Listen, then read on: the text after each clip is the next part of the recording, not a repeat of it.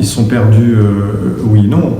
La première chose, c'est qu'en effet, il y a une fragmentation, une complexification des données, des médias, des options possibles pour mieux comprendre les consommateurs, les prospects, les clients. Et c'est vrai qu'aujourd'hui, de plus en plus de technologies, de dispositifs permettent d'affiner, mais aussi complexifier les choses. Et au club des annonceurs, on est finalement un tiers de confiance qui permettons aux annonceurs, aux membres, de mieux comprendre, de rencontrer directement les différents acteurs de ces métiers. On décrypte les tendances, on décrypte ces différentes technologies pour les aider à mieux comprendre finalement, à faire leur propre choix par rapport à leurs problématiques.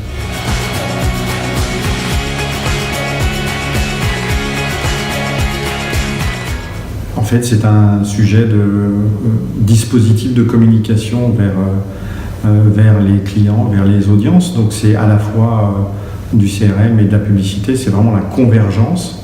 Les technologies et la data, finalement, rapprochent ces différentes dimensions.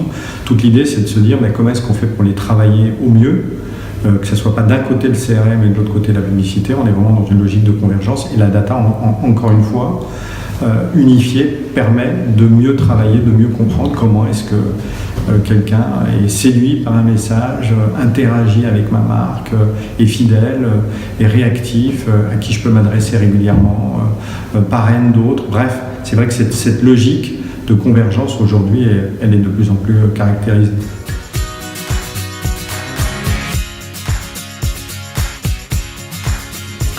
Je crois qu'il était temps déjà de mettre quelque chose en place. Pourquoi ? Parce que la réalité, elle ne date pas d'aujourd'hui, elle s'est renforcée, elle s'est accélérée avec cette data et cette multiplication, on va dire, de la data émanant finalement des différentes audiences et de mes données personnelles.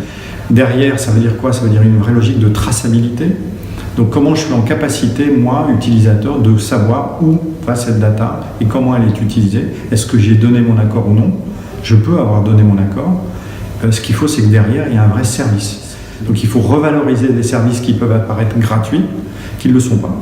Et donc c'est redonner finalement du sens à un certain nombre de services qui apparaissent gratuits pour que derrière, entre guillemets, les gens soient en capacité de se dire si je donne de la donnée, je sais qu'en échange, je vais avoir des services à valeur ajoutée.